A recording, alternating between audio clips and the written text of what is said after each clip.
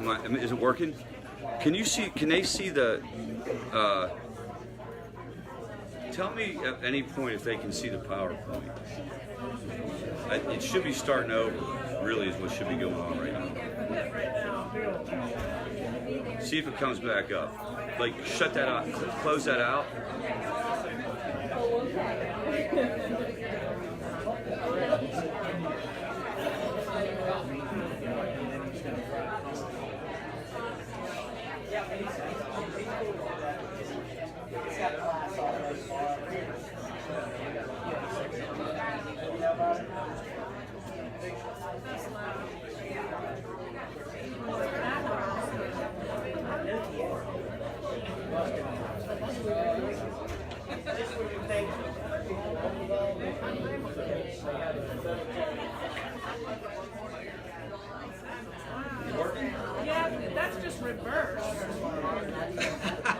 Is it? All right, well, that's not going to work. Let's just put it on me. That'll be better for them anyway. All right, guys, we are going to get the show on the road. If you come in, get seated. If I can get your attention, please. I'm going to pass this sign-in sheet around, and we're looking for name, email, phone number, that kind of thing. You don't have to sign in if you're not into it. That's fine, too. And I'll start this over here. Probably got some new folks here. So tonight, doing something different, something completely unorthodox, which I know is very surprising. Seriously, people would say, we shouldn't do a group where it's family recovery and people who are dealing with grief. But what's interesting is when you ask people why you shouldn't do that, nobody really knows why you shouldn't do it. And to me, it makes perfect sense that we would do that, especially if you're dealing with somebody that you've lost related to substance use disorder. If you're a person in recovery in general and you're dealing with a loss, that increases frustration, sadness, other feelings. So obviously talking about this is a healthy thing to do if we believe that we cover all aspects of recovery, which we believe we do at FAVOR Greenville. A couple things real quick on housekeeping. So the bathrooms right out there to your right, coffee's in the kitchen. I take no responsibility for the coffee. Honestly, I really don't know whether there is any or not. And I don't know what to say about that if there isn't. I'm sorry. If you're checking us out on Facebook Live, guys, this is a psychoeducation group. This is information. This is not a therapy group. You don't have to worry about confidentiality or anything like that. You don't have to say anything. As a matter of fact, if you've been coming to this group is a little different. Tonight, I'm going to do a lot of talking tonight. Now, some of you are saying, what's the difference there, Rich? This is going to be more instructional in nature. Here are the guidelines I want us to follow. I'm going to go through addiction, recovery, what it is, all that kind of stuff for 7 to 10 minutes right at the beginning. And I'm going to go through what your options are in general, and I'm going to give you a phone number that you can call tonight when you leave. And you will get somebody on the phone who will give you one-to-one advice about your particular situation. We're not going to cover particular situations in here tonight. Okay, because there's a heck of a lot of information to go over. And also, I want to talk about the grief and the loss part more than I want to talk about things like interventions or how do I know whether my loved one's in recovery. Okay, so that's the deal tonight. And here's how it'll work. In a very respectful way, if you kind of go over that, I will ask you to stop. I'll just simply say that's not what we're talking about tonight. And I'll do it very, very kindly and tactfully, and I would just ask that you would respect where I was coming from at that point, just because that's not what we're doing tonight. We'll be right back at that next Monday, okay? Tonight we're going to try to do more of an education kind of deal. Here's another interesting thing that kind of went down. So I want to do grief. Why do I want to do grief? Because I've had some experiences recently with loss in my own life, unrelated to substance use disorder. I lost my brother-in-law suddenly, this summer, early fall. I mean, just completely unexpected. And I've been talking to a lot of family members who've lost somebody related to substance use disorder. And whether it's substance use disorder or loss of any kind, I keep having this feeling. I keep having this thing that comes up in my head. I don't feel like I have anything useful to say. I don't feel like what do we do with this? And I don't like not having useful things to say, or at least being able to pretend that I have something useful to say. So I decided I want to figure this out. What do people do for grief in general, and then what do they do for people who've experienced a substance use related death? My goodness, there has to be something out there. There's been 75,000 last year.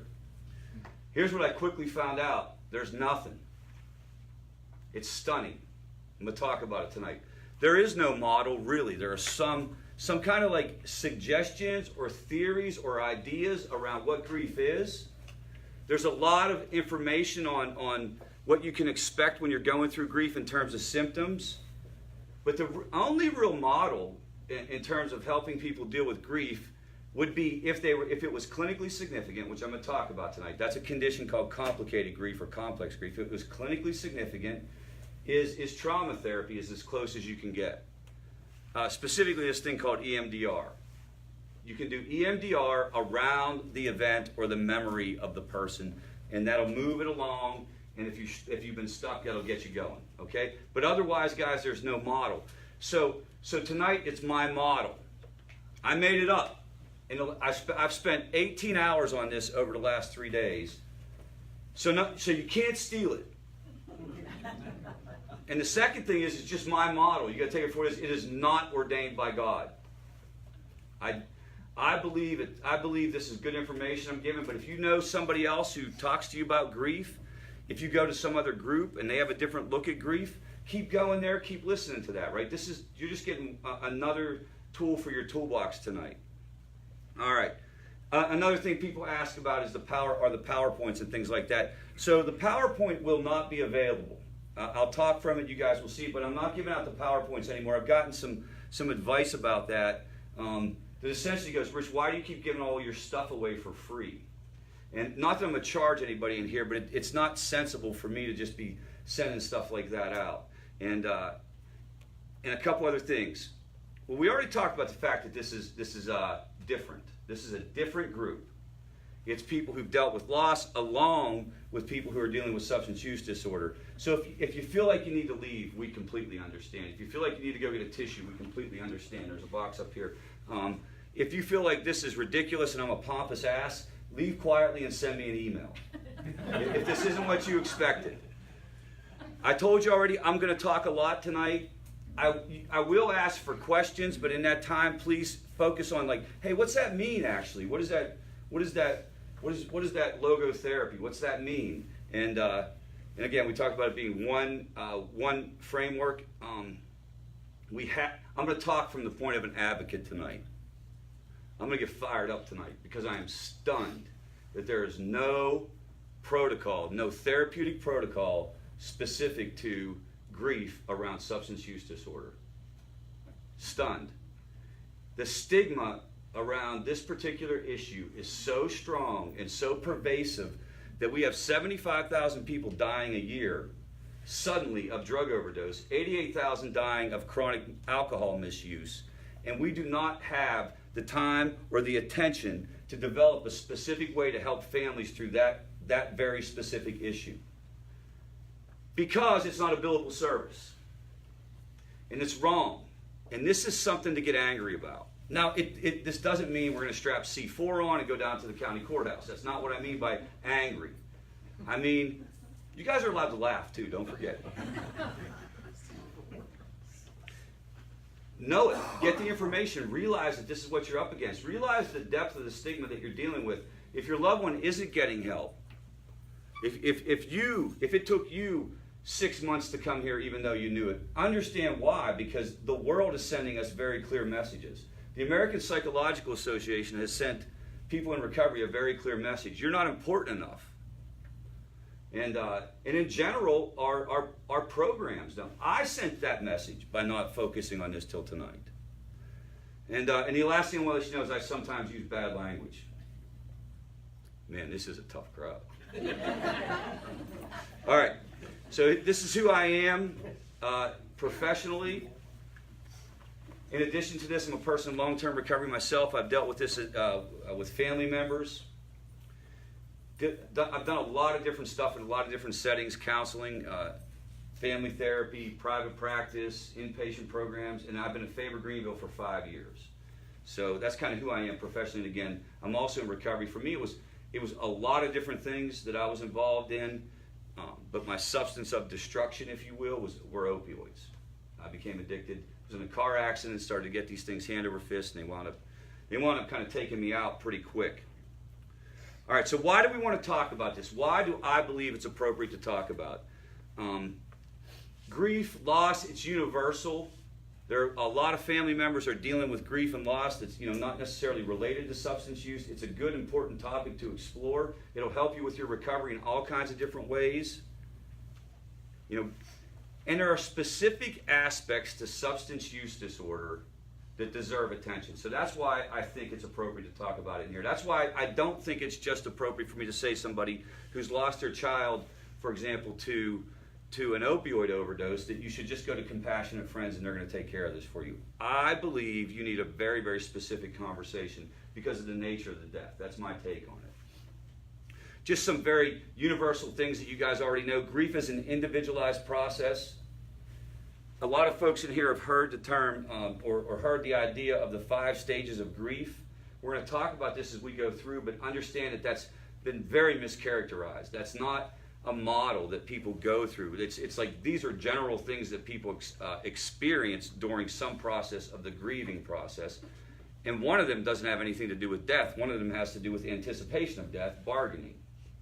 Bargaining, if you think about what they are, what are they? They are denial, bargaining, anger, depression, acceptance. Bargaining is related to knowing the person, anticipating the person is going to die. Okay? So this isn't like I lost somebody and now, okay, check that box, I'm not in denial anymore. Check that box, I'm not in anger anymore. You follow me? It's a general suggestion. Grief is a still evolving concept. I hope to add to that conversation tonight, but as I said earlier, it's not really being discussed.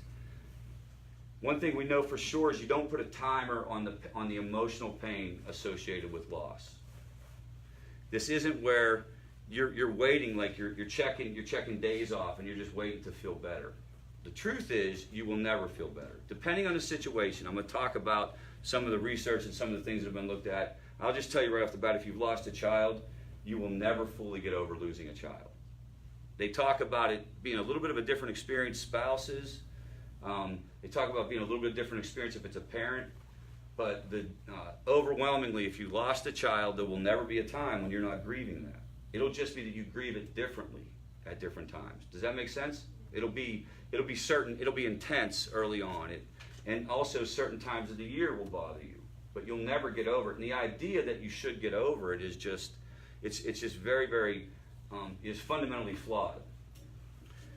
There are cultural differences and religious differences in terms of how people handle grief.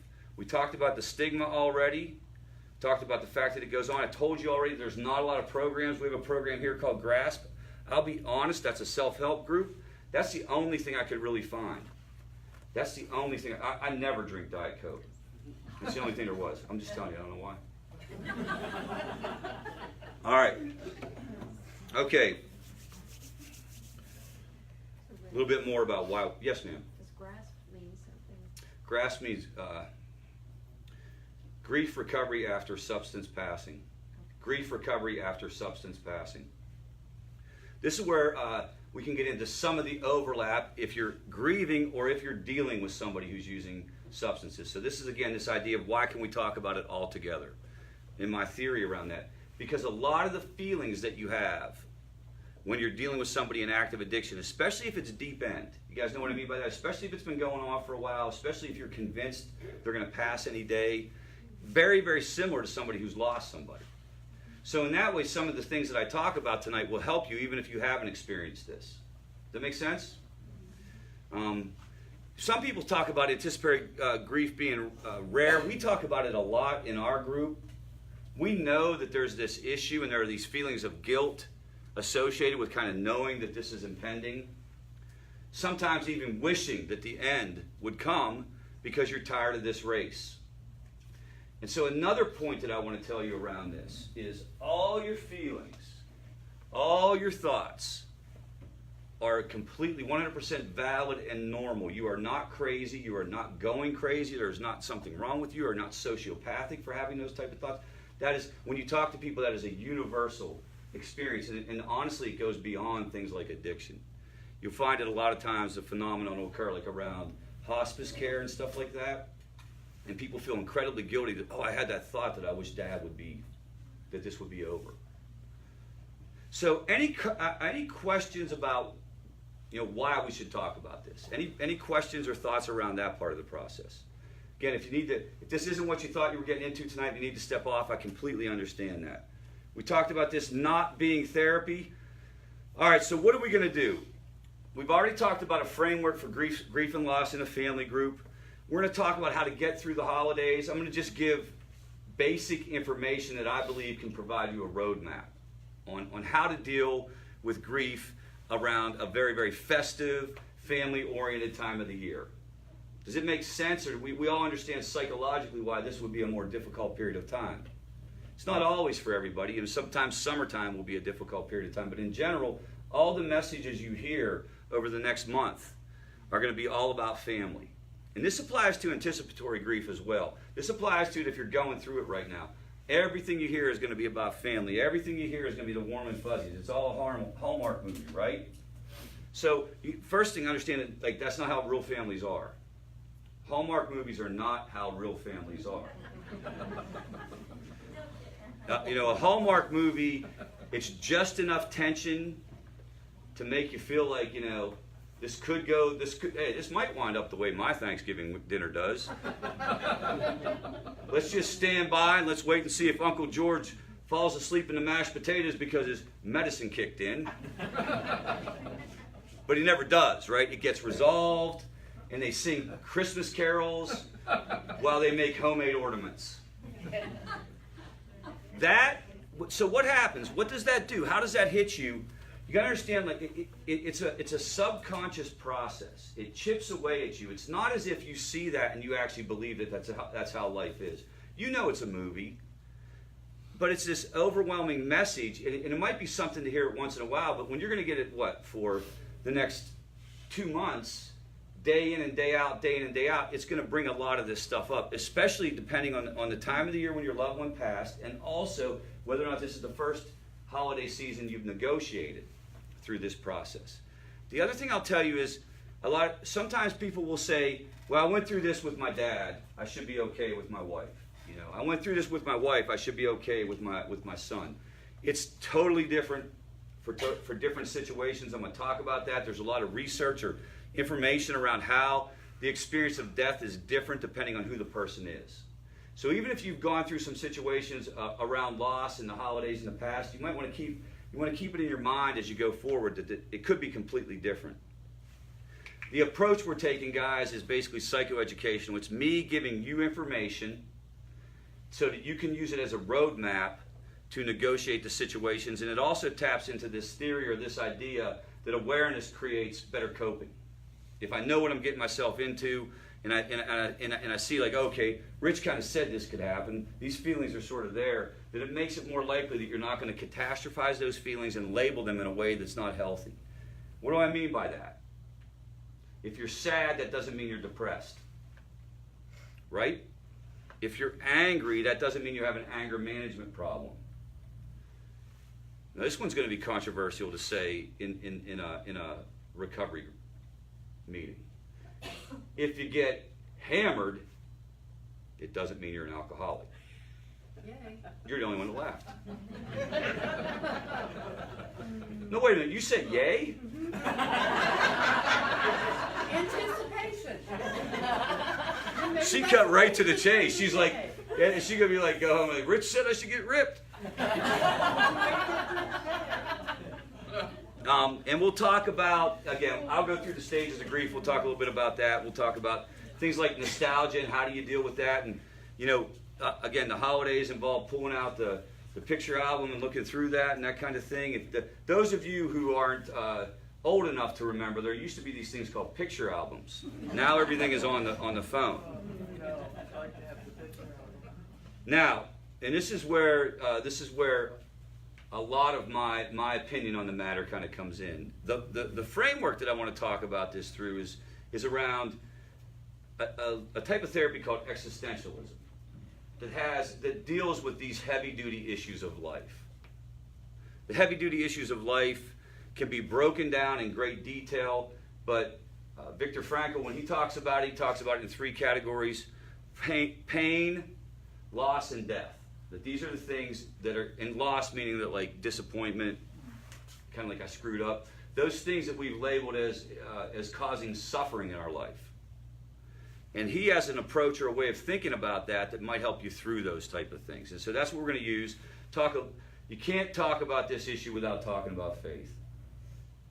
You can't talk about it without talking about ritual. So we'll do that as well. And I'll probably throw a few shameless positive psychology plugs in there. That's the viewpoint and the way we're going to go about this. Everybody in this room is individual. I'm not throwing out like a way of life that you must adhere, and this is the only way to do this, and if you don't do this and you don't do it right, it's not going to work.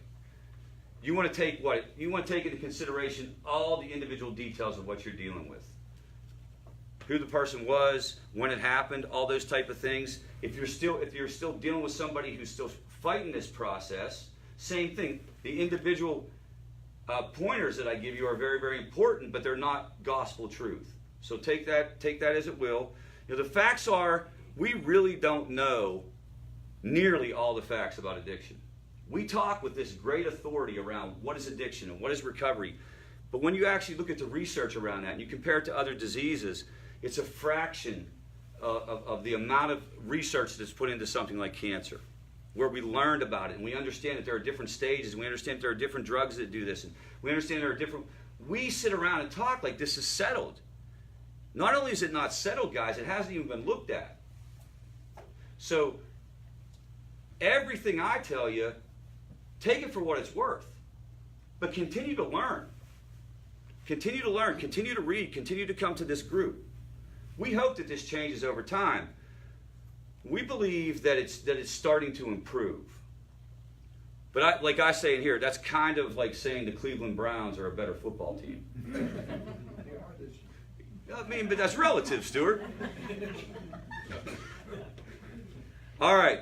Any questions about what we're going to try to accomplish? And I'm going to jump in real quick into what is addiction, and this is stuff that a lot of you guys know, but any questions about what we're trying to accomplish? All right. This is the criteria for addiction. I'm not going to read them off. If you meet 6 of the 11 criteria in any given period of time, in any 12-month given period of time, and there's a pattern of those behaviors, you technically meet the criteria for what's called substance use disorder severe. It's not called addiction. A lot of that stuff you guys have already heard about. You know what tolerance is.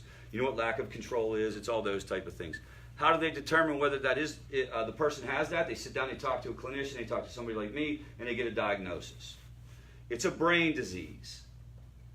This is what you see in this picture is you see a comparison between a normally functioning brain, the firing of dopamine, the neurotransmitter dopamine, versus a brain with the depletion of dopamine due to chronic substance use. This is why your loved one does all those things that just make no sense. This is why the woman who's going to lose her kids if she continues to use drugs and the DSS workers coming over, she just goes out and gets high. It's because it's not, by definition, it's not rational. And if you're dealing with somebody that's not rational and they've crossed the line into this issue, and this is I want the takeaway if you're here for a substance use disorder. We talked about this last week. I got a lot of good feedback on this. There are fundamentally 4 different ways you can go. There's a lot of details under each of these columns, guys. This is very generalized. And the details can branch out into a lot of different things, but there are fundamentally 4 different things you can do if you're sitting here right now and you think your loved one is addicted, you're not sure, you're sure your loved one's addicted, regardless of what the details are, here's what your options are. You can do nothing. You can sit tight and see what happens. The pros are there's less work involved with that. That's less likely to escalate the situation. It gives you an opportunity to learn more. You make a more informed decision. The cons are you don't know what the situation is. You don't know how bad it is. You don't know how dangerous it is. But that is an option, and we will support you if that is your choice. How do we support you if that's your choice? We'll listen if you just want to talk about the stress around it. But you can't ask us, what should I do? Because it's not a matter of what you should do, it's that you're not ready to do it yet. Does that make sense? All right, the second option, you can have a meeting to intervene, not an intervention. We can coach you up. They can actually coach you up on the phone tonight, or you can come to this group, or we can get together and talk in a family meeting. We can coach you up to have a coordinated conversation with your loved one, not an intervention. The difference between the two is an intervention involves bottom lines. You guys know what bottom lines are? If you don't do A, B, C, here's what's going to happen to you, D, E, F. A meeting is just a conversation. And you can ask and you can say, I think you have a problem, we need to get you to go somewhere. You can have a conversation. The pros about that, you're doing something, but it's a little bit less risky emotionally. It's a little bit less confrontational. The reason why I'm saying this, guys, is a lot of people ask for an intervention, or they ask, Rich, can you help me do something? But you're not ready to do something. And I'm here to tell you that that's okay. You don't have to act like you're ready to do an intervention when you're not ready to do an intervention. One of the pieces of advice that we got to favor is you have to charge for interventions. Can anyone guess why they told us that? Anyone want to take a guess? Why? Not because we needed the money. Why did they say you have to charge for interventions? Liability. People are more It screams out readiness. If you do it for free, everybody will say they want to do an intervention, but they actually don't want to do an intervention. Okay? But I got to tell you, we don't judge that at all. It's cool. We'll help you figure that out as you go. You can do an intervention. An intervention involves the meeting with bottom lines. We don't do the A&E intervention thing, but you can do an intervention. And then the fourth is you can detach, step back, not intervene, and wait for what? For the consequences to get worse and the person to become ready. Those are the four things that you can do. And you can call this number tonight to try to figure out whether or not you want to do that. 864-430-1802. All right. Now, before I go on around grief, I want to stop for a minute and I want to go through some stuff. I don't want to make any assumptions where you're at with this process. I don't want to stand up here and preach to you on, hey, you need to take care of yourself or you need to address this. If it's not really where your head's at, whether it's anticipatory grief or any type of grief, I want to explore it a little bit and talk through it and I guess try to sell you on the idea that you can deal with it. First, I want to educate you that a lot of you probably are dealing with it. You're probably dealing with it actually pretty well. But if you feel like you're struggling, here's how you identify it, and here's some things you can do. Fair enough? So let's. And the reason is, a lot of times we make assumptions that a person's ready to change, and they're actually not. You might be saying, why bother? When you talk to people that are dealing with grief, or you talk to them about dealing with grief, and they've lost somebody, one of the most common things you'll hear is, it doesn't matter. Life there's no reason to go on. Depending on how close they were, right? Again, individual situations. So the first thing we have to talk about, and this is sort of like higher level, it's going to challenge just your overall worldview, is why go on? And again, if you're there and you're already working through this and you're already moving through it, you've already gone through some process of this yourself. But if you haven't, maybe there are some things we can discuss and you guys can ask some questions if you need to about what if I give up because I've lost somebody? Or what if I give up because I'm convinced I'm going to lose somebody? You guys know what I mean by give up? Anybody want to venture what I mean by give up? Suicide? Well, that's an extreme version of it. Giving up also involves not getting out of bed. Giving up also involves not really caring about your relationships with other people. Mailing it in at work. Grumpy with everybody else. Maybe you start to engage in self-destructive behaviors yourself. Maybe you don't even do anything for the holidays this year. Whatever it looks like, you kind of know a person who's sort of giving up or on the verge of giving up when you see it. Agreed? Alcohol misuse, drug misuse, all the above. And you can go through that and you can talk about that a lot of different ways, guys. A lot of times people, faith community will help you through that. And if you're doing something that's working, keep doing it. But I'm going to talk about it in terms of this book called Man's Search for Meaning. And this man named Viktor Frankl. Show of hands, how many people have heard of this book? Okay. Show of hands, how many people have read this book? Okay, cool. Tonight, we're going to talk about the actual therapeutic application of the book. I'm not going to talk a lot about the book. A general overview, if you haven't read it. Viktor Frankl was imprisoned in a Nazi concentration camp. He was also a psychiatrist. He was one of the few that survived this particular camp. And he went on to write about his experiences there. And he also kind of developed a way of dealing with suffering and making meaning out of life during difficult situations. And I'm here to say, I think that dealing with somebody that you've lost is a difficult situation. It falls under the idea of suffering. And maybe we can pull some things from his book. Full disclosure right off the jump, his theory and everything he does assumes that human beings are made up of mind, body, and spirit. So you have to kind of make that leap if you're going to get anything done. If you're an empiricist, or if you struggle with the idea of a spiritual world, he's not the way to go. Something more like cognitive behavioral therapy would be a way to go, that kind of thing. So this is sort of his take on it. A couple principles. Life has meaning under all circumstances, even the most miserable. And that we can help people find that meaning. Again, I want to camp out here for a minute. I'm making an assumption that it's very hard to deal with grief and do the work around dealing with grief, whether it's loss already or anticipated loss, if you've already given up. If you think there's nothing, hopeless, here you go. If you tie it to the idea that the person has to get better for you to get better, do you follow me? Then it's very hard to get anything done with that. Very hard to get anything done with that. And our main motivation as human beings is to find meaning in our life. When our lives have meaning, it gets us up in the morning. When our lives have meaning, it makes us move forward in situations when most people would just shut down. And can you identify that and find those opportunities in your own life? And you have the power to do that. The third point is there's freedom in that process. The only thing that cannot be taken away from you, depending on in his case, it was imprisonment. The only thing that cannot be taken away from you by outside circumstances is your free will to make a choice on how you're going to respond to those circumstances. That is the only thing that cannot be taken away. And that's what it's all about for him. Now, we can talk for a second about maybe where you're at with this process, because I don't know everyone's individual situation.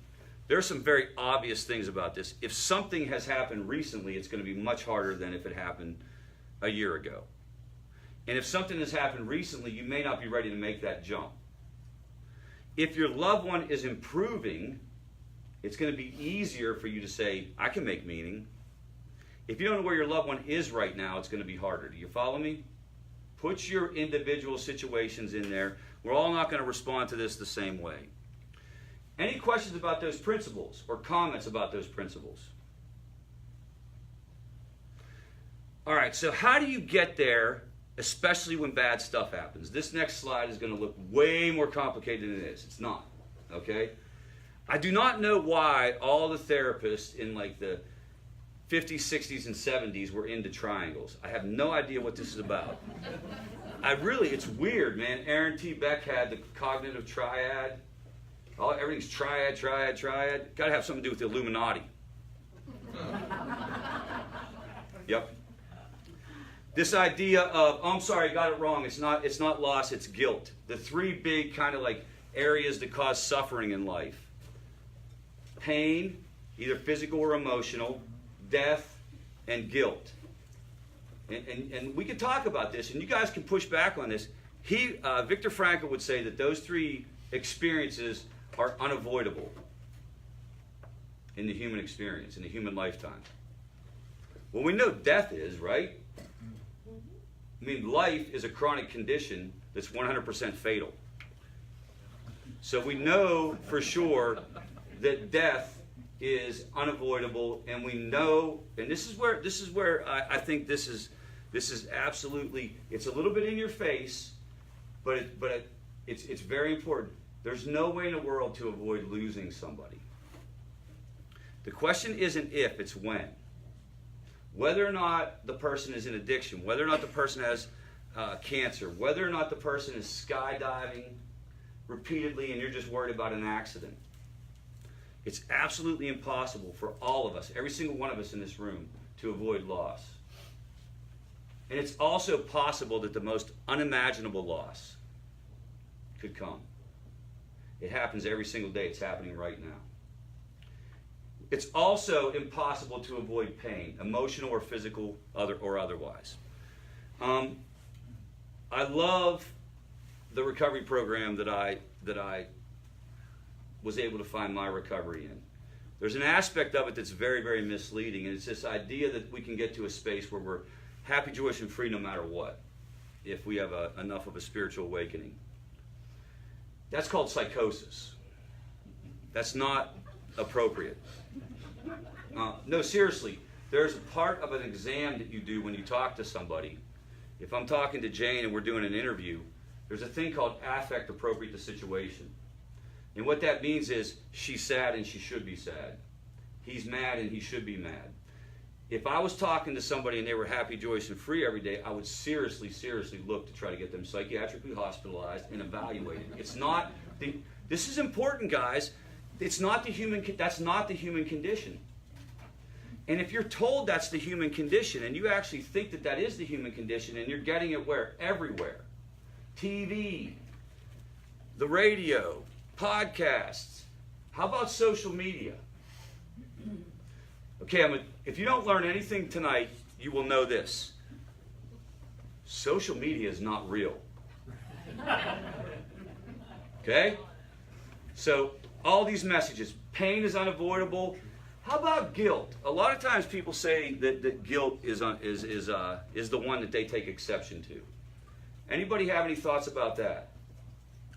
Do we understand what guilt is? Guilt is not shame. Shame is I am a bad person. Guilt is I've done a bad thing. So there may be certain circumstances where people don't feel guilt. Guilt is an automatic reflex emotion related to doing something bad. Why does it exist? From an evolutionary psychology point of view, why does it exist? To keep people from doing bad stuff to each other. So it's a good thing. Guilt is actually a really, really good thing. It keeps us in line. So there's only a couple different ways that anybody would miss that. One is if they never did anything wrong. Anybody hear that person? Because I can get the ambulance out here for the psychiatric hospital real quick.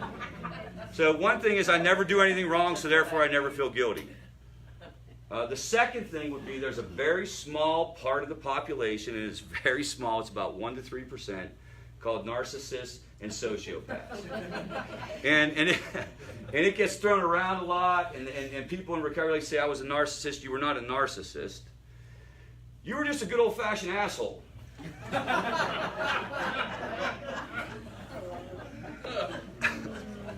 There's no diagnosis for that. It just is what it is. So, those three things are unavoidable. And what you want to do is you want to kind of like know that. It just is what it is, and do what? And say to yourself, how am I going to get through that? How do I get through that? How do I move through all these areas? And what? And this is very kind of like, this is also sort of like Eastern philosophy, and don't fight them as much, because what you resist persists. How many people have heard that? What you resist persists. So the more I push back on this, again, I want to put a caveat. This is not what it's like 2 weeks in after a loss. You get it? This is down the road. You want to give yourself a period of time. You're going to push back on this. You're going to rage for a while. And here's how it works. There are different ways for people to look at those three issues. So those three issues exist, according to Frankl. Nothing you can do about it to escape them. And then the second thing is, okay, well, how do people respond? The first and the most problematic is the bottom arrow. It's called tragic pessimism, which is essentially the impending doom. Here's where he got his theory around this, guys. In the concentration camp, there were essentially different groups of people. And the people who were talking out loud and sort of always kind of lamenting that, like, who's going to the gas chamber? Somebody went to the gas, we're dead. Those were the folks that died first. He called that tragic pessimism, all right? The second group was optimistic pessimism, and that group, they were able to look at life a little bit different, but they put conditions on it. So they would say things like, if we can just get to Christmas, we'll be liberated by then. I heard talk that the Allies are coming. And then what would happen when they got to Christmas and they weren't liberated? Or they started to die. It's fascinating. They started to die. What happened? The broken heart, the expectations went away. We got to stop here for a minute. This is what you guys have to guard against. I will be okay if he's okay. So tragic pessimism, if you're dealing with active addiction, goes like this. There is nothing that can be done. He's going to die no matter what I do or what happens. You get that? That's tragic pessimism. Optimistic pessimism is, I'll be okay if he's okay. Or here's even better. I'll be okay when he goes to rehab. You follow me? There's a condition put on it. You're setting yourself up for massive failure. Where you want to go with it is tragic optimism. I'm going to talk about the components. People who employ tragic optimism are folks who are realistic about the situation. They are not sitting there saying the Allies are coming to get us out at Christmas. They are not saying my son is going to rehab to be dipped in the waters of recovery and we're all going to be good. They're saying this sucks. This sucks. This is awful. How did I get myself in this predicament?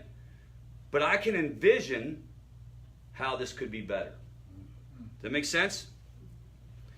I can envision how this could get better. I can see how that would work. I heard Mrs. Jones talking about, her doing better despite the fact that Rich was still off the chain. Maybe that could happen for me. But you don't want to be like, that'll happen for me as soon as I go to the therapist. And he does his voodoo. Do you guys get that? It's the ability to visualize a better life, a better outcome, without any strings attached in a realistic way. It's in a realistic way. Those folks are the ones who survived the Nazi concentration camp. Here's what's interesting. This group wasn't the first to die. The group, and he didn't write about this group, but the group that was the first to die were what was called the capos. And the capos were in the pocket of the Nazis. And so this was the guy who was in the concentration camp, and we're all in this room, and we're shoved in here, and he's seeing what's going on and hearing what's talking, and he's going and telling the guards. And what's happening? He's getting all kinds of favors. So he had the most favorable living conditions. They were the first to die. They were the first to die, even though they were the ones who did not have to go out on the bad work details. They got more food than everyone else. They did not get sent to the gas chamber. Can anyone explain what that's all about? Anybody? This has been written about a lot, and people have kind of come to a consensus on what's going on there. Anybody want to think about that? They were murdered? They were not murdered. Good guess. So it has to do with guilt. What it has to do with exactly where some issues are concerned, some deeply held issues are concerned, and it's very interesting. It's things like family. It's things like countrymen, heritage, that stuff. Maybe your political views, your religious views. Maybe you have something in your profession you hold to. Certain values, if you abandon them, they just crush you. When these capos abandoned their countrymen and sent them off they literally psychologically could not reconcile it, and it manifested itself physically. So they got sick. They got sick. So that'll affect us. Well, and so it's this idea that there's no shortcut. Right. And they tried to find a shortcut, and it's not always just about what's going on physically or what's going on outside of you. It's very challenging because it's this idea of, can I live within my values under the worst of conditions? And it falls a little bit under tragic optimism. Can I live within my values under the worst of conditions? Whatever those values are, whatever the conditions are, can I still act the same way I do today when things are going horrible as I did last week when things were going great. I mean, anybody can love their wife, love their kids, be cool to their coworkers when everything's going wonderful. Right? I mean, anybody can. There's nothing impressive about that at all. No, seriously. Hubert, I'm not impressed. Good for you. Good job. But if you're able to treat your loved ones in the right way, if you're able to run your business, show up for your responsibilities, handle yourself in a reasonably appropriate manner when everything is, that's the person I admire. It's like, I love a success story. I'm sorry, you can only say this with swearing. I'm very sorry. You can only say this sentence. You just can't do it any other way. It doesn't work at all. I love a success story, but I love a guy fucked his life up and then had a success story. And it's this idea of I keep doing the right thing in the middle. And those are the folks who tended to do the best. So how did it manifest itself in the concentration camp? They shared their food. They volunteered to go out on the most difficult work detail. They visualized very specific scenarios in the future. And this has a lot to do, if you know anything about this process of if you believe it and you can conceive it and you have the courage to say it out loud, that it can happen. It's along that same principle of the psychological benefits of visualization. But they wouldn't tie it to any specific date. Does that make sense? They weren't saying this Christmas when I get out, I'm going to go give it. Viktor Frankl would literally see himself giving a speech to the World Psychiatric Association on logotherapy. He developed a lot of logotherapy in the concentration camp. Can you see how he kept moving forward? How does that apply to you guys? It's very, very obvious, right? You're not in a concentration camp, but you're in your own version of hell on any given day. You're in your own version of despair on any given day. And this is the thing. This is where you have to trust the process. And when you get up and you go do what you need to do and you treat people the right way and you do your best on that day, you benefit psychologically and you make it more likely you're going to be able to do it the next day. If you stay in the bed one day, what happens? Makes it easier to stay in the bed 2 days. Makes it easier to stay in the bed 3 days. We've talked about this before. Negative begets negative, positive begets positive. And there's great merit in just making yourself get through that. What gets in the way where addiction or even mental health and stuff like that, what gets in the way of that process for a lot of people? Anybody want to take a shot? What gets in the way is your very understandable desire to fix the situation. You mistake motion for progress. Does that make sense? Motion meaning I called the therapist, I called the rehab, I went and got a drug test. I've been on Google for 73 hours in a row. That motion isn't necessarily progress. No different than if I come in here and I just get involved in things and I look busy, it doesn't mean I'm making progress. Progress is what? What is progress where family recovery is concerned? And grief recovery mimics this. What is progress?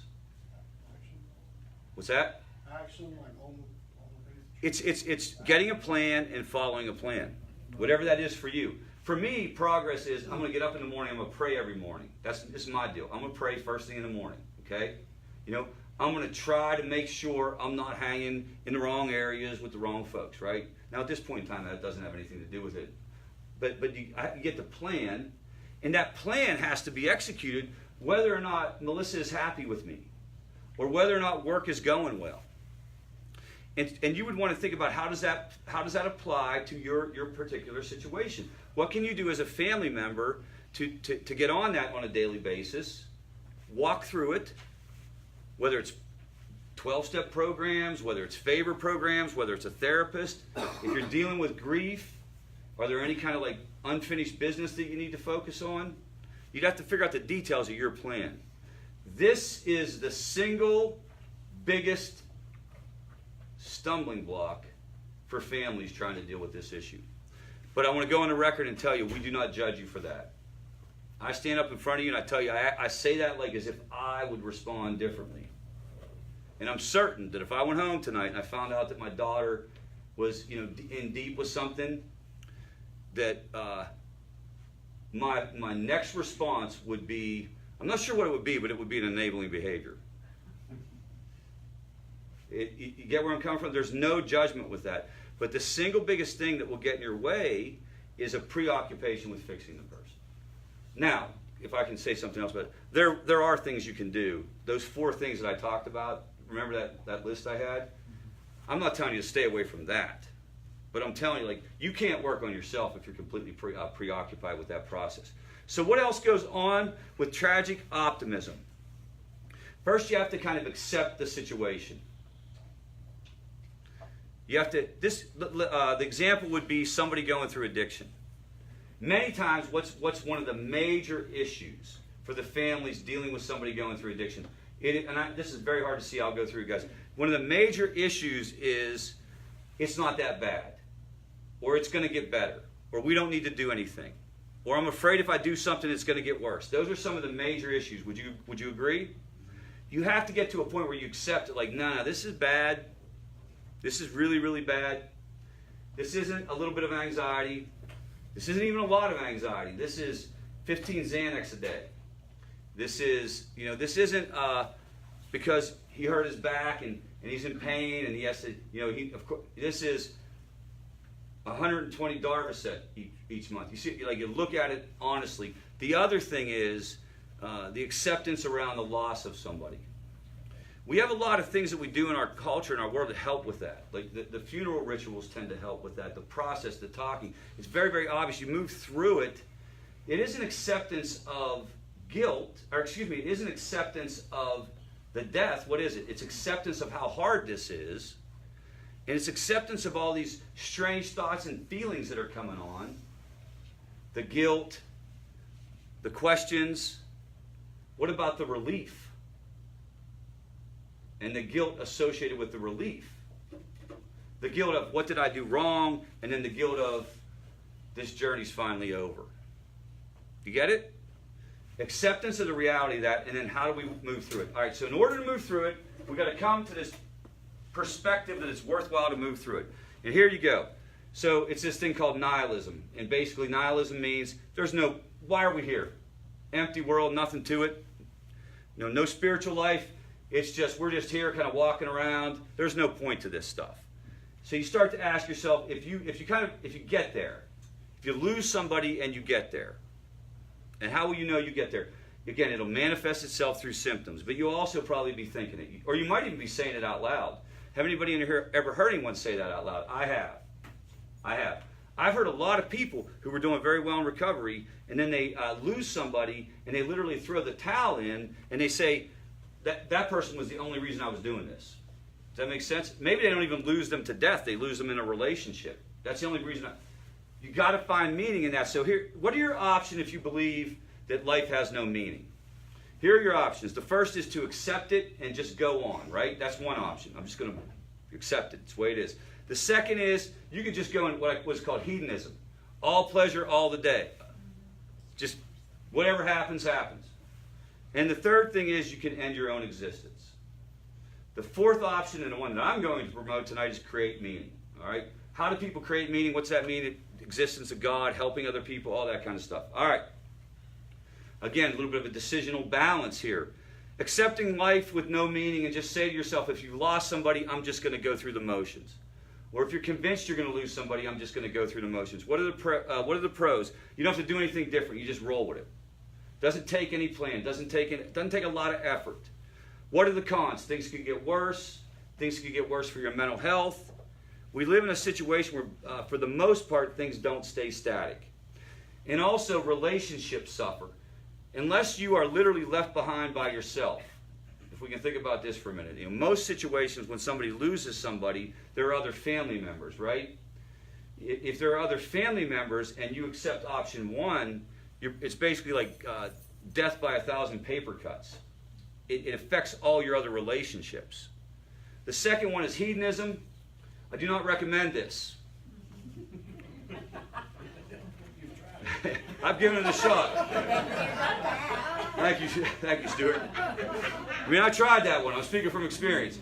You know, the problem is that, first of all, there's a lot of consequences up there. I said, like, hangovers are really hard to deal with, and for the most part, sexually transmitted diseases aren't good either, right?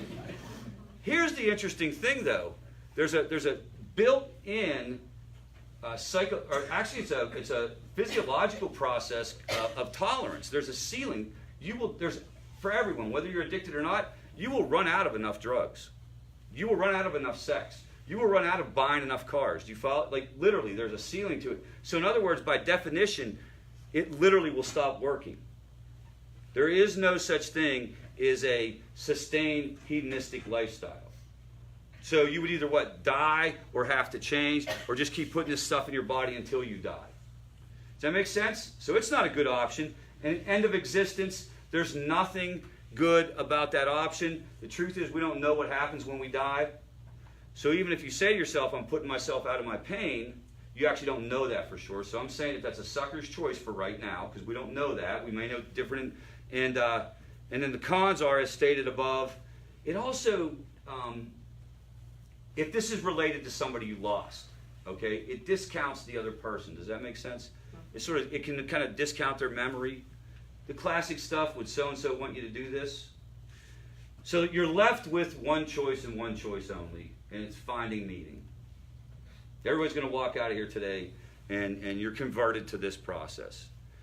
I'm going to talk about how to do this, but do you see this exercise? This is where you challenge yourself to get up. This is where you challenge yourself to explore other options. This is where you say to yourself, like, I'm not giving into the status quo and the way it is. Any questions about those four choices? So let's assume that I've convinced you. Now you say, okay, I'm going to create meaning. Listen to the phrase, I'm going to create meaning. Meaning you're going to do things. What happens when you create something? You have to do something, right? I did not say that you're going to be struck with meaning. You're going to do things that create meaning, and then it's going to build momentum in its own right. Whether you're dealing with somebody in addiction right now, or you're dealing with anticipated loss or real loss. So there's three ways to do this according to Viktor Frankl. One is by creating a work or a deed, finding a purpose. What is your legacy? You know, what am I working to? It doesn't have to be professional. It can be helping other people. It can be volunteering somewhere. It can be acts of service in your family. What is your why? Does that make sense? Mm-hmm. Find your purpose. That's one way. The second way is experiences. Relationships. Getting closer to positive people, further away from toxic people. Also, experiences in the sense of, anybody ever heard the phrase, a sense of awe? The word awesome gets thrown around quite a bit, right? Like, way too many things are awesome. They're really not awesome. Like, that video game is actually not awesome. What is awesome? Think about the word. What is awe? It's wonder. It's wonder. That's one part of it. What else? Breathtaking. Can anybody think of a scene that they've ever seen, or a place that they've gone in nature, or a movie that they've seen, or a song that they've heard, and you have that emotional, visceral response? The night sky. The night sky. Anyone else have anything that they can think of? Mountain views. Everest. You climbed Everest? Yeah, the solar eclipse. Oh, the solar eclipse. Okay. Yeah, that was a good one. That was cool. That was cool. So, I'm not here to recommend climbing Everest. I want to go on the record. Yeah, I bet. But I mean, you can find it somewhere else, right, Carol? Can you help them out? Yeah. So, that's the feeling of awesomeness. That's the feeling of awesomeness. That is what? Being immersed in life. What takes away from the human experience of awesomeness in today's world? Anybody want to take a shot at that? Well, I mean, yes, and this is one of the hardest conversations because technology is good and technology can do great things, but our world, we can be with people but not be with people. We can be places and not be there because we're immersed in our phone. What else takes away from a sense of awesomeness? Drugs and alcohol. Well, what you put in your body, the other thing is it's not really valued, it's been watered down.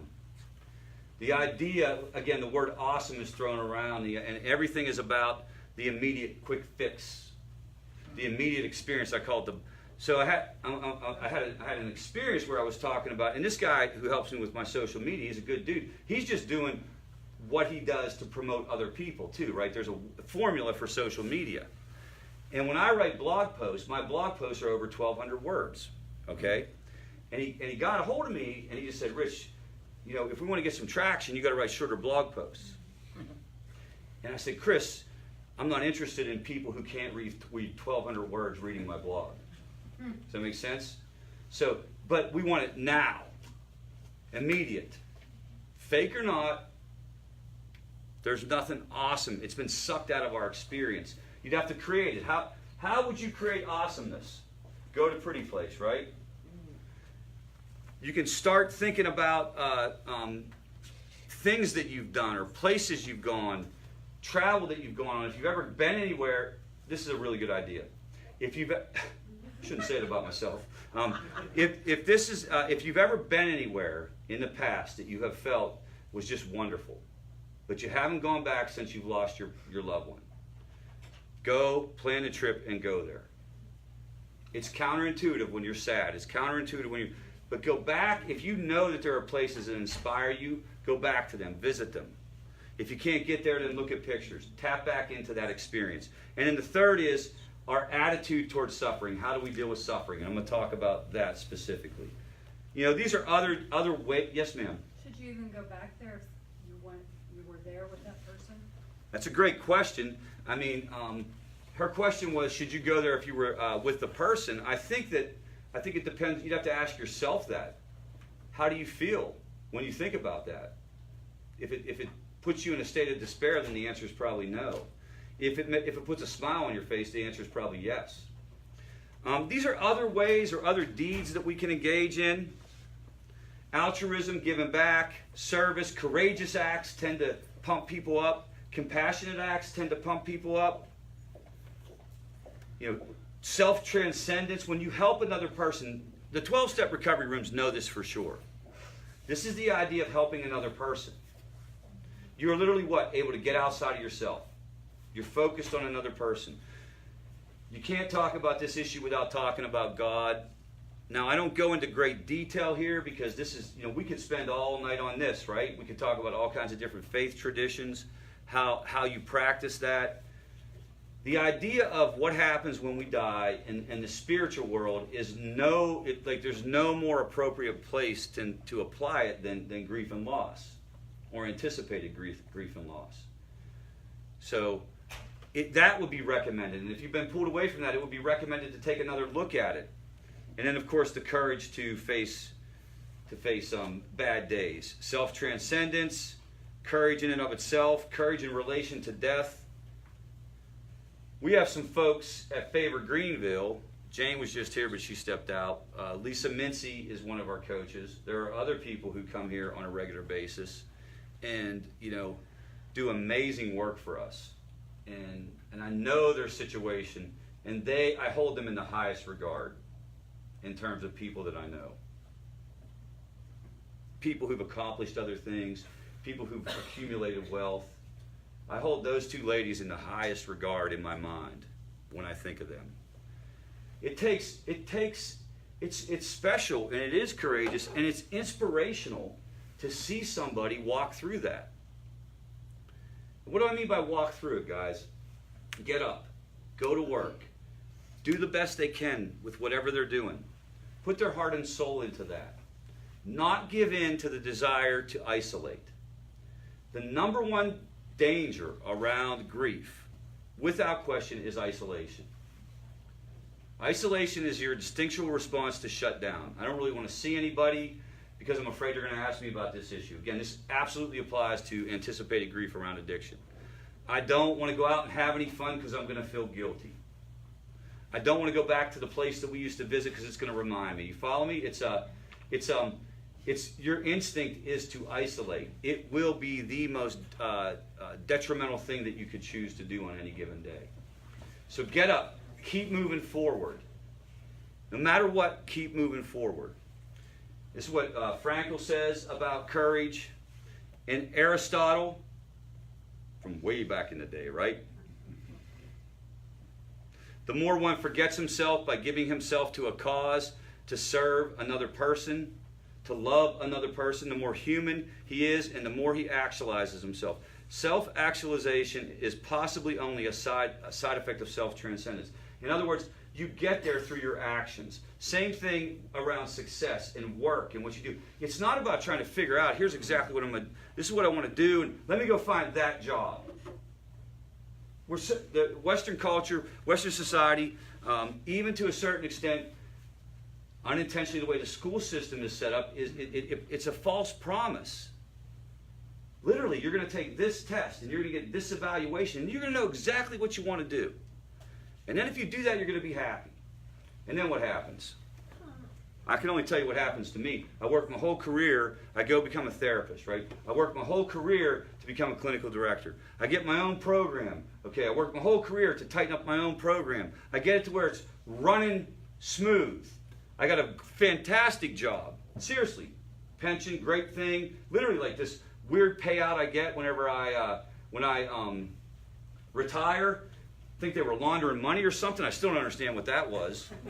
So great job, financially set, great house. House is 30 seconds away from work. But what am I doing when I go to work? Literally, me and this dude would sit and we would look at each other and make jokes about the fact that all we got to do today is drink coffee. There's nothing going on. You weren't allowed to do anything because it was a structured justice program. There was no room for creativity. That would kill me. Literally, I would suffocate and die. And so, I don't necessarily recommend my course of action. I pulled 2 teenage kids and 4 other kids out of school and brought them to South Greenville, South Carolina. On a whim. Seriously. Seriously, my wife and I were talking about it the other day. I knew Ann Vance at Pavilion, and she had offered me a job and I had turned it down. I went from that program I'm talking about to Disney World with my kids, and we stopped in Asheville. And I swear to God, as true as I'm standing here, when I was unpacking the car and like looking around, I felt like I was supposed to be here. I literally felt like I used the term, I was bent. That's the word. Because I can't explain it any other way. It was like I was being pushed while my feet were firmly on the ground saying, I'm not going doing that. And so I call Ann Vance and say, hey, that job I turned down, I wish I wouldn't have done that. Can I get another job? And she says, well, I guess you should have thought about that. Have a good life.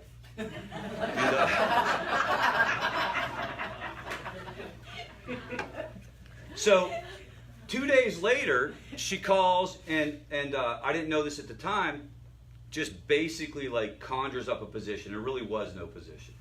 You follow me? Pays me the same, brings me down. I get there, here again, I'm in a position that I could do in my sleep. No challenge whatsoever. I'm here for about 6 months, and I go home and I tell my wife, I'm going back to Pennsylvania. And she says what? Oh my God, thank you. She doesn't know this, and she's not on Facebook, so and it's a bunch of years later. So. I had a job in Pennsylvania. I had a job at Western Psychiatric Institute and Clinic. I had a job. I had to call, and then what happened was this opportunity at FAVOR came up, which was less money and no certainty that it was even going to exist. The very first board meeting, Reed Lehman, who was from Miracle Hill, said something like 95% of nonprofits go bankrupt in the first 3 years. There was no business model. It was no fee for service. There was really no service. We didn't really know what to do. That's 6 years ago, and I have to tell you, I haven't stopped smiling since. I'm 100% serious. It's been absolutely exhilarating. Because what's it about? It's the money has to be there in any job, guys. You got to be able to pay your bills, and money is not bad. We should be compensated for what we do. That's not it at all. But that's not the focus of it. The focus is this. The focus is last night, coming to a realization as I was going through this. So I wanted to do this thing on grief. I just wanted to do it like a regular family group. I didn't think I would need to write it. I sat at Barnes & Noble, and I was there for about 4.5 hours, and I can tell you it was like this. Because this is what I want to do. I can help people anywhere, but I want to help people in this way. And what is this way? When you feel like you're creating something that could last beyond you. And it doesn't have to be favor. I'll tell you one of the ways you create something that lasts beyond you. Your children. What the hell? Oh. I was like, thank you, Taka. I didn't ask for that, did I? No, but you don't drink Diet Coke. Okay, I don't drink Diet Coke. Thank you very much. We had some. So not everybody's going to have those situations, and it doesn't have to be like that. That's just my area just happened to be work. Literally, like you'll see this in other areas. Another example are people like, I don't know if you've ever known anybody who was like extreme sport kind of guy, like extreme endurance. What's going on with that? That's not just about staying in shape. Dude, you could have ran 2 miles to stay in shape. You did not need to run 101 miles. Climbing Mount Everest is not normal. There's all these things. What's going on there? It's that sense of challenge. The payoff. How are human beings, how have we been able to do these things that we've done? How have we been able to create the internet, create a phone that's more powerful? That phone has more power than the computer that launched the Apollo spacecraft. How did we go to the moon? It's because that spirit is what it's all about. That's the spirit you want to tap into in whatever way you need to. Now let's talk for a minute if you don't feel like you have that right this second. How can you get that? I mean, volunteering is a way. Helping people at a group like this is a way. There may be things going on in your family. How about whenever you selflessly give yourself to another person, maybe somebody who's sick in your family, maybe an elderly parent? Do you feel like there's great merit in that process? But if we're going to capture that, guys, and we're going to get in touch with that, what do we have to do? We have to step back from the actual experience. Because what's the actual experience like? Because let me tell you something about favor. The actual experience on any given day is a bit scary. Like, we're literally, I guess, 100. We're doubling our staff by summer, based on some project in the hospital system. And when I'm talking to staff, and there are some staff in here, oh no, Hubert and Taka are here. When I'm talking to staff, and it's okay for you to know that I'm scared. It would be complete, but are we going to be able to do that? Are we going to be able to do that? That's not, but it isn't about the process. It's the bigger picture kind of thing. Go through the uncertainty. Go through the helping your mom when she's sick. Whatever that may look like, but try to be aware. Allow yourself to be aware of the goodness of that. Does that make sense? I think what happens is we get so caught up in the details. We get so caught up in traffic was too heavy and I didn't get there on time. We get so caught up in that one person in the meeting who disrespected us. We get so caught up in that bad quarter. We get so caught up in all this that we actually lose sight of the good stuff. And when you're dealing with loss, again, exception would be if it's immediate. If it's immediate loss, there's no way you can avoid this. If you're dealing with loss and you can't get it out of your head and all you can think about is that's different than never getting over it. Am I making sense? Mm-hmm. Never getting over it means that there will always be days, there will always be instances when you remember the person. There may be times when you sit in your car and cry. There may be times when you need to go to the cemetery, you need to do something ritualistic around this. There may be times when you need to go get therapy because of the loss. That's okay. But obsessing on it, never being able to think about anything else, being nightmares a lot, you'll hear people talk about, being triggered awake. Those are the things that we would want to try to move away from. All right. Faith and religion we've talked about. I don't think it's appropriate for me to necessarily stand up here and tell you what that's like. A lot of you guys are already engaging in this. You have to ask yourself, what's that experience like for you? Is there anything else you want to do to move that along? Do you need to engage in other things? Do you need to engage in ministries at the church? Do you need to go back to church? Is it not even about church? Is it just more about prayer? This would be a time that if you feel like you stepped away, I'm not telling you to jump back into it, but this would be an area that it might be beneficial. Anybody want to talk about that part of it? Because I feel like it's more appropriate for you to talk about it than me. I don't want to push anything like that, but anybody want to talk about their experience with this? Or any thoughts they have? I mean, Go ahead. I mean, I feel like for me, if I'm not living for something that's greater than I am, then I mean, it's hard to make understanding of really anything. So I agree 100%. Because I mean, I just feel like, you know, for the person I believe in my higher power, I just feel like all the sacrifices that he made, I kind of feel like that's the least I can do whenever I can be more selfless than selfish. And you know, and it doesn't have to be like financially, just like you were saying, you know, just gestures towards other people. Right. Or whatever, you know, that I can do. Because then it helps them and it helps me. But So, not to do it out of selfish, you know, Right, selfish reasons, right, but I mean, absolutely. just to like, Yeah, so the thing I'm trying to suggest here would be, if you felt like you needed to get, I don't want to say get more information, get more involved. Maybe here's a better example. You can even start reading about different things. You start learning. Maybe you read the book Man's Search for Meaning. Maybe you read some other type of philosophical book. What can you do that helps you tap into some of the things that focus on this, that focus on the spiritual aspect of life? If you feel like you've been disengaged from it, this might be a good time to ramp that up. You'll hear people say, ramp that up. And then the second thing is, this is a good time to engage in rituals.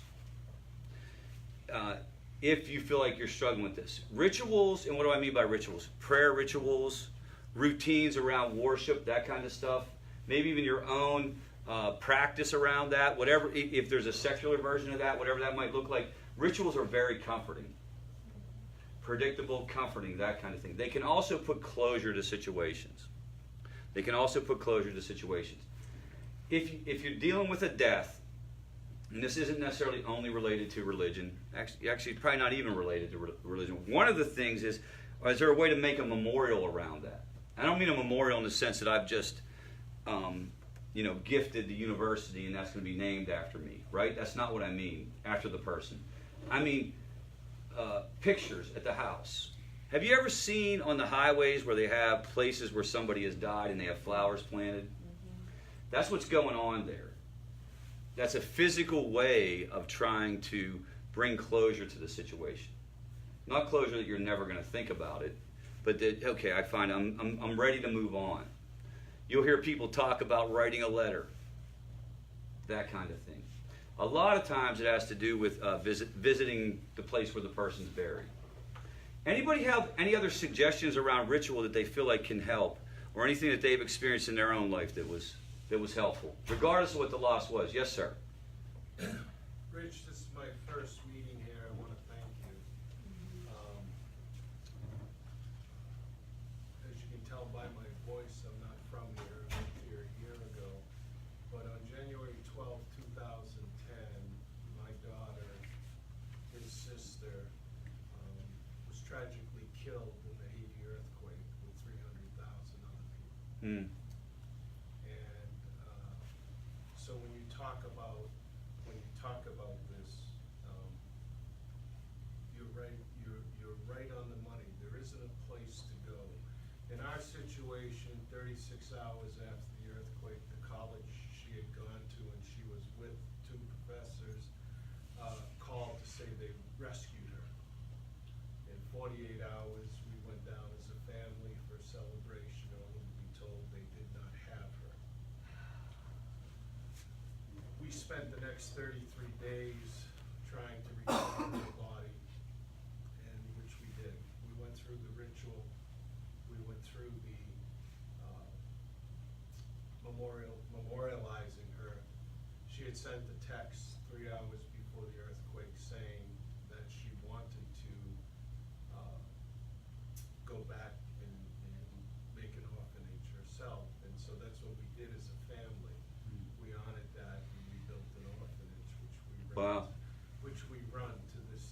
Wow. But my poor son, who's sitting beside of me, this is our first meeting, and he's had to live with this, to be told 48 hours after saying, you know, that his sister's alive, to be told they don't have her, and then to go through that trauma. So I've been sitting here in awe that this is my first meeting, and you are touching on so many things that I live through and live through every day. So I want to thank you. Thank you for saying that. I'm usually not this good. Well, you're pretty damn good. Okay. But I want to talk, while you were talking, sir, because we're going to run out of time here, but I wanted to talk about one of the key things that you want to do around issues of grief and loss. You want to talk about it around people who are safe. And I'm going to use this little diagram in a simplistic way to talk about why that's so important. Whenever anything bad happens to us, and certainly your story is as traumatic as it gets, one of two things can happen, okay? Whatever the bad event is, you're doing your life, all of a sudden, boom, it happens. You can process it. Now, processing it goes on a lot of different ways. It happens through dreams, but one of the things you can do is talk to people. Talk to people. But you got to talk to people that are safe. So you got to talk to people that you feel like understand it. Maybe that's what just happened to you. You're in a place where I'm talking about this. You got to talk to people who are going to be nothing but kind, where addiction's concerned, and suicide, and mental health. You cannot get in a room with somebody who's going to judge you. It's going to shut it down. It's called processing. Information processing is what it is. When we have an event, it moves through our neural pathways, and it gets literally, they call it settled. It's as if it gets put into the filing cabinet. It's never going away. It's always going to be there, but it's not stuck in the pathway, and it's not going to affect you the same way.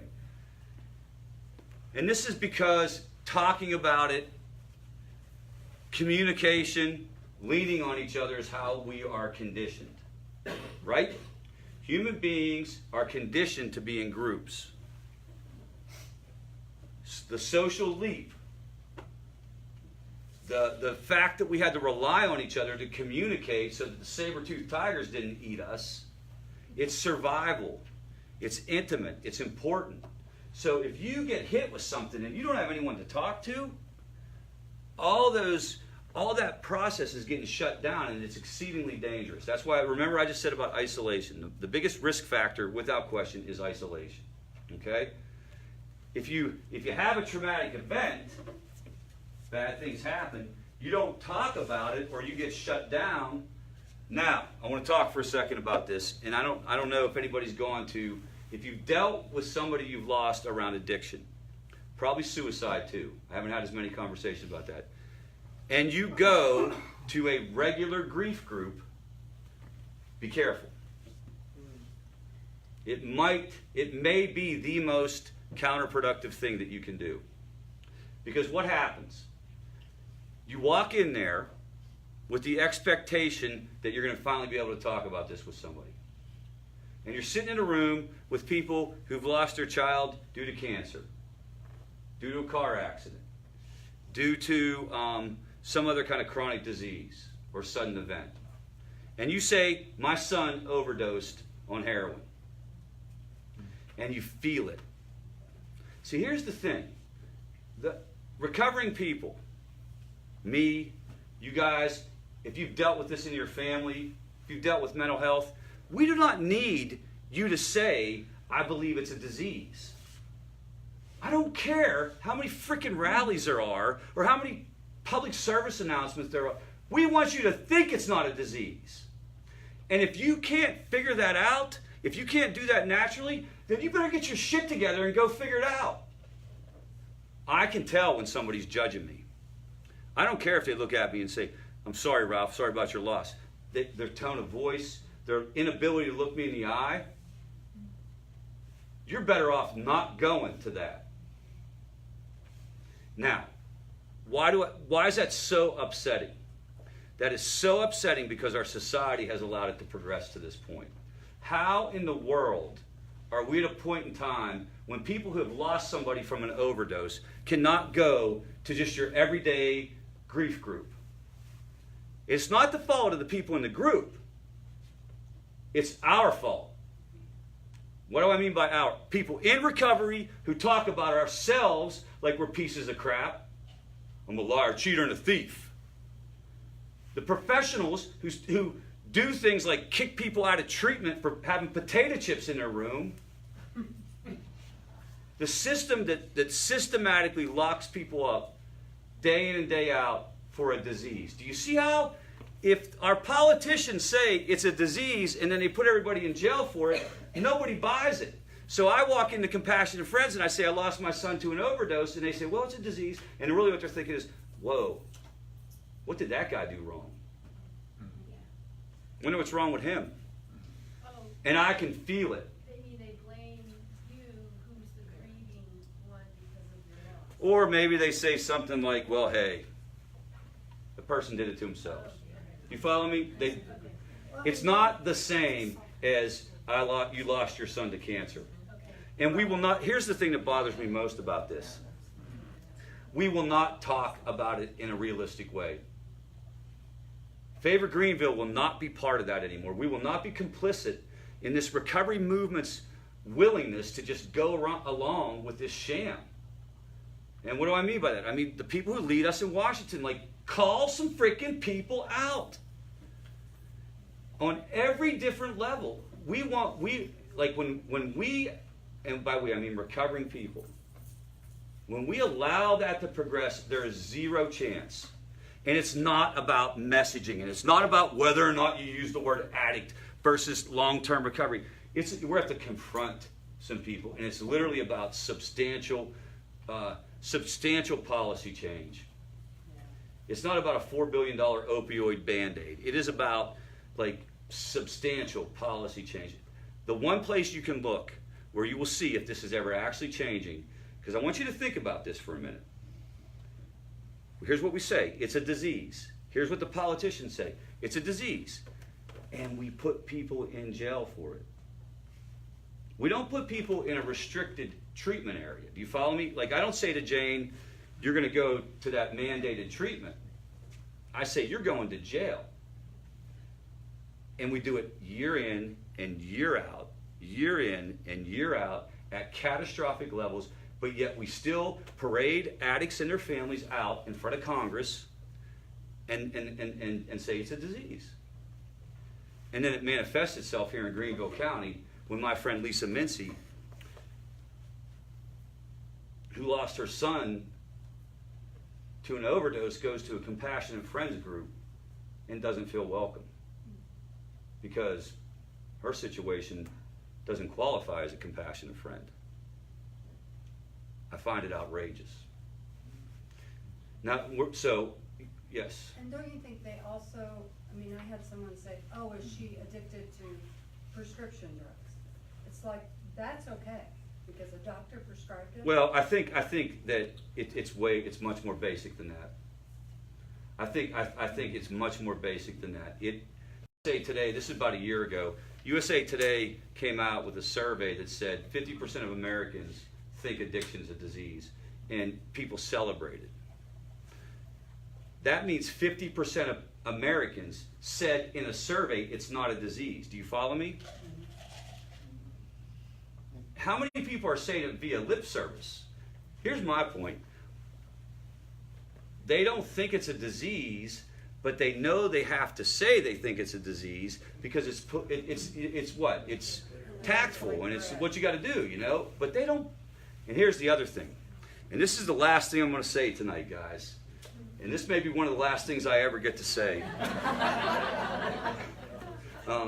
But if there's anything I'll do right, I'll be true to myself in these areas. What's another reason why the stigma is so entrenched? Why won't we actually have honest conversations about this? Why does the APA not have a specific group recommended for substance use loss? Okay, here it's all the stuff I just said, but here's another reason. Because there are an awful lot of people at the APA and at the National Institute of Mental Health that are going home every night and drinking a six-pack and smoking some devil's cabbage. You get it? There's a lot of people who want to get tuned up at the Clemson game who also have some responsibilities here who don't want to talk about it because what? It's uncomfortable. And who am I to say anything? It's the United Way phenomenon. I've told you guys about the United Way phenomenon, right? My first year here at FAVOR Greenville, we wanted to get the word out. I did like 86 United Way talks. And it was always a room like this, and it was divided into 3 sections. Up front were the people who were either in recovery or knew somebody, and they were sitting there while I was talking, going, fist pounding each other. Then there was a group behind them who couldn't care less whether I was there to talk about recovery or the Humane Society. They were just like, whatever. And then in the back of the room were all the people who were squirming. Which brings me to my second point. The National Household Survey on Drug Use and Health. It's the national standard that they use to determine the percentage of people in any given year that meet the criteria for addiction. So they do surveys. They used to send people to surveys, but now everything's online. I would imagine they also do robocalls, but it's your standard research survey, okay? And they literally think that they're going to get accurate numbers by getting us to tell them that we're addicted. Well, yeah, really. So the idea that only 10% of folks are addicted, so when they come out and say 10% of Americans are addicted, 10% of Americans are addicted. Statistical regression analysis on that indicates that 10% of Americans are addicted. Can anybody just be like halfway, can anyone use like half common sense and say, listen, I'm gonna tell you something right now, man. If somebody would have, if a robocall would have, hit me back in the day, I know one thing for sure. I wouldn't have been like 5 drinks a day, 8-ball Coke at night. It wouldn't have been like that. It would have been like, no. Well, I mean, every once in a while I'll have a beer, like Christmas and Thanksgiving. All right, guys, and we're going to honor your time. Listen, I want to tell you something. Like, I swear we got your back, and we are 100% in this with you, and we will continue to explore ways that we can talk about this issue. Now, we sent around the sign-in sheet. I gave you the phone number. There are also phone numbers out front. I would encourage you, if you're a person who has lost somebody or somebody who hasn't been here, make some phone calls, check out the website, and stay in this with us, and spread the word. And you guys are the solution. You guys are the solution. As you become less shame-filled, what happens? Recovery grows, and it'll literally choke out addiction. It'll be okay to talk about this, but it'll never be okay to talk about it unless we do these type of things. So thank you very much for being here tonight. We're going to take a second and close this thing with the Serenity Prayer. If I can get a moment of silence for those still suffering with this disease, followed by the we version of the Serenity Prayer. God, grant us the serenity to accept the things we cannot change, the courage to change the things we can, and the wisdom to know the difference. Thanks, guys. Good deal.